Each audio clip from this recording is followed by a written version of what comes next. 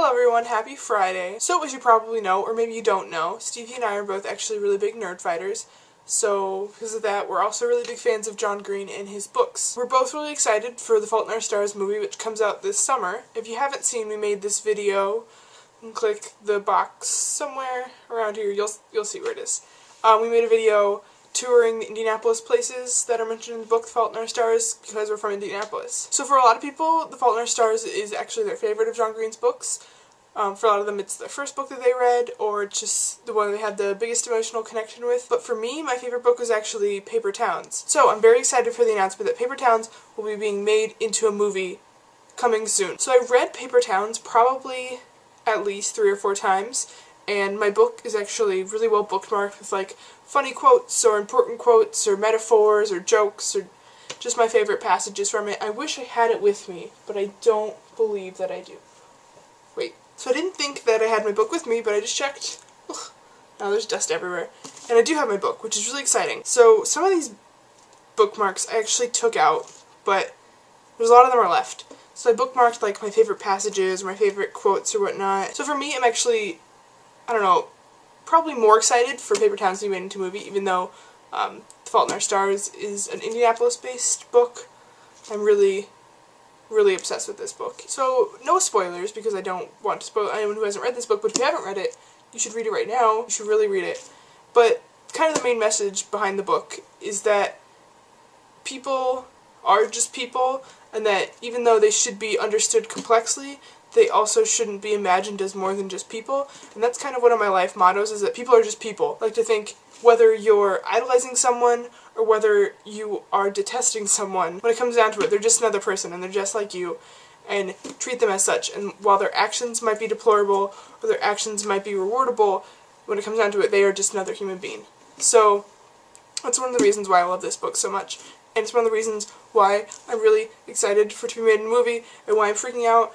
And I don't even know when it's going to come out, but I'll see it probably opening night because I'm that excited. There are also, I guess, a little bit of things that I'm worried about related to the movie.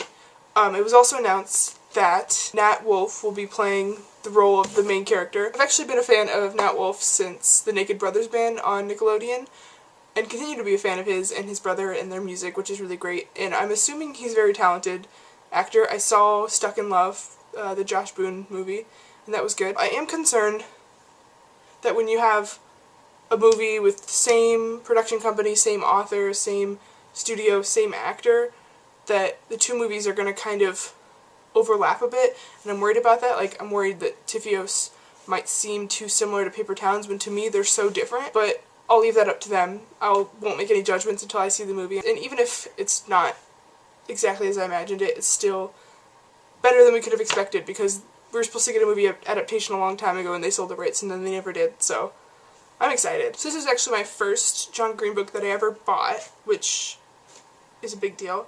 And so it's also the first John Green book that I ever got signed. I don't know if you can see, but the J scribble had a little hump in it in the middle back then, so that's a big deal. One of the benefits of living in Indianapolis is you get all of your John Green books signed by John Green. One important feature in Paper Towns is the poem by Walt Whitman, Leaves of Grass. After reading Paper Towns, I went and bought the book.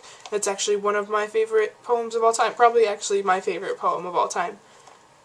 And I am literally in love with it. I'm so glad that I was introduced to it through the book. If you haven't had a chance to read it, you should go find it. If you have a used bookstore, it's probably there. I got this for probably like $2 at my used bookstore. It's obviously been well read in the past. It is very good. I think it's a very good introduction to poetry if you're not very into poetry, as I wasn't, and I have enjoyed it very much. So I just wanted to give my excitement / review of the idea of there being a Paper Towns movie. That's really all I had to say today. Again, if you haven't read the book, like if you're only a fan of The Fault in Our Stars, this is a good next book to do. It's my favorite of his 4 books, which I feel like I'm probably one of the fewer people that thinks that, but I still really love it. I think it's a very important book, especially for teenagers, to understand each other complexly, but also simply as humans. If you haven't read it, read it, please. If you haven't read any John Green books, what are you doing? He's wonderful. You should go to the bookstore ASAP and start reading them. If you're like me and you're super excited, say something in the comments and be like, hey, I'm super excited, because that'd be cool. I'm sure it'll end up being better than I could have ever imagined. I'll regret having any issues with the casting or the production company or whatever. So we'll see when it comes out, and maybe I'll give another review then, but I'm sure I'll give a Tivios review in between now and then, so we'll look forward to that. Since it's still March, before I go, I wanted to give an update on my bracket. So Stevie's right, my bracket is terrible. I am in completely last place by quite a few points. But, important to note, is that Michigan is still in it, and Michigan's still going to win it all, so I don't care about my bracket. I have Michigan State in the championship game, and I think that would be super entertaining, and I think it's completely possible / probable. So, we'll see. Fingers crossed. They're playing in my hometown, Indianapolis, this weekend, so I wish I could be there, but I can't. But I'm so excited. Go Blue!